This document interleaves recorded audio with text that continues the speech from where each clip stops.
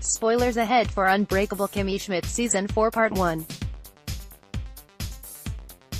Season 4 of Unbreakable Kimmy Schmidt breaks from the main action for an episode focusing on one DJ Fingablast Klena, as he tries to uncover why his DJ idol is in jail and then to prove his innocence. The catch: that idol just happens to be the Reverend, Jon Hamm, who kidnapped Kimmy and the other girls. In a particularly ridiculous half-hour, Unbreakable Kimmy Schmidt's true crime parody, Episode 3 of the new season, totally captures the carefully orchestrated drama of those documentaries. Not to go full Stefan from Weekend Update, but this episode has everything: an adorably clueless protagonist, filmmaker who quietly walks on screen at the very beginning to deliver a mysterious monologue that sets the stage, a dramatic opening credits sequence full of blurry trees and shots of birds, and plenty of flashbacks recorded on terrible quality early-o handheld cameras. The doc follows the DJ as he hunts for DJ Lizard, the man who influenced him to become a DJ in the first place back when Fingablast, or Doug, was a kid, in the hopes that Lizard will agree to perform at his wedding. When he heads to Indiana to find the man himself, Fingablast discovers that's Lizard in jail for the kidnapping of Kimmy and the others, and sets out on a mission to discover what exactly happened.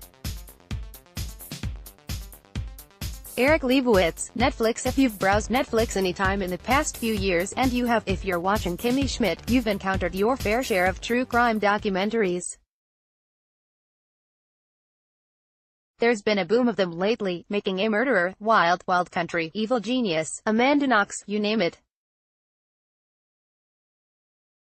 Mostly all of them follow a lot of the same themes and utilize some of the same filmmaking methods, many of which Kimmy Schmidt aptly put to use in this episode. There are news reports clipped in amidst prison footage, police interrogations, security camera footage from grocery stores, and also DJ Fingablast's own handheld camera work. He's shown pensively skipping stones in a lake while he contemplates all the things he's learned about Reverend Richard, and all the while his voiceover plays, pondering where the doc should go next. DJ Fingablast even brings a little catfish into the mix, as he put on a disguise and woos the Reverend from afar, eventually appearing at the prison dressed as a woman. He eventually is brought to the Reverend's side, becoming convinced that he's innocent and is wrongfully in jail. Then, it gets even weirder.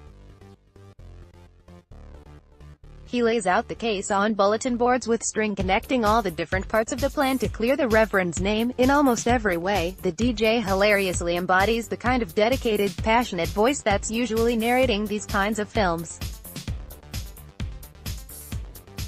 The urgency, the mystery and the absurdity all mesh seamlessly together for some of the funniest moments of the season, and a major part of its appeal is that you've seen so much of this before.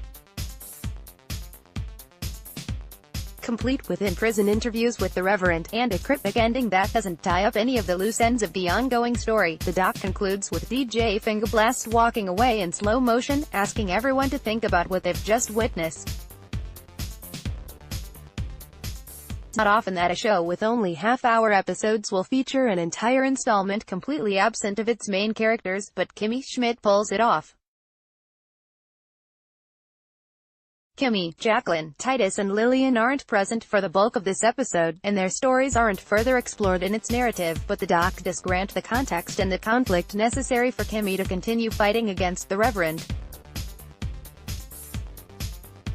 Between poking fun at the hugely popular true crime genre and paying a respectful homage to it as well, Episode 3 of Kimmy Schmidt's newest season is a welcome departure from the rest of the show.